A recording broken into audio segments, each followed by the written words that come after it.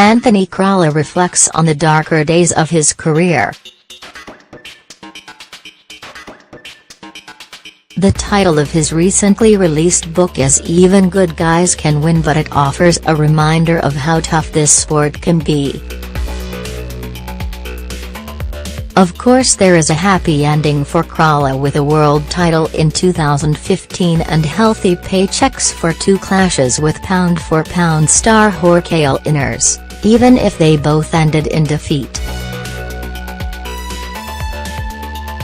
But those with shorter memories will forget the darker days of Crolla's career, and that is not even including the time he was attacked by burglars and cracked over the head with a concrete slab.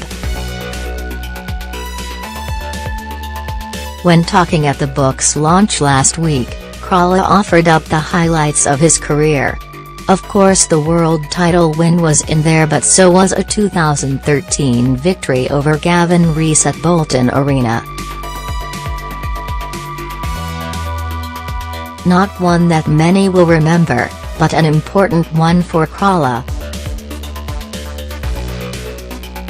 "That was a big win for me. I had a baby on the way and was living at my partner's parents' house at the time." Anthony Crolla, he said, "That was a big win for me. I had a baby on the way and was living at my partner's parents' house at the time.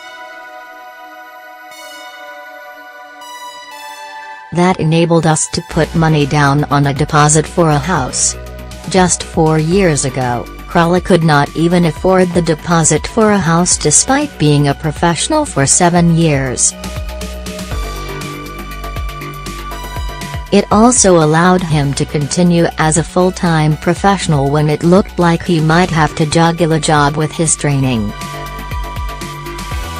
Just 6 months earlier, Crolla also came through a tough night with foe-turned-friend Kieran Farrell, but his fellow Manchester man did not come through okay and left the ring on a stretcher after collapsing in the ring.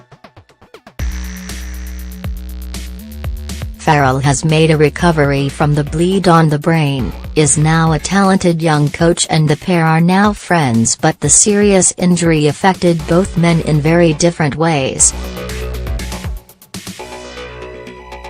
Dark Days with a Happy Ending is the story for Crolla, and he insists more chapters to write, but also a reminder this sport is not all riches and stadium fights like it is for Anthony Joshua. Speaking of Joshua, social media has been awash with talk of his own behavior on such sites this week. Are you listening?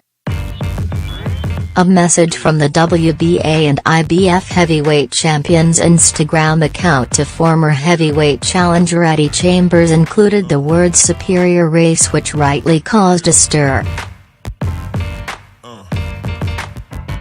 His team have insisted his account was hacked, but there are already too many people with access to his social media, which is heavily managed. So the question is, why bother having it if he is not the only one who posts?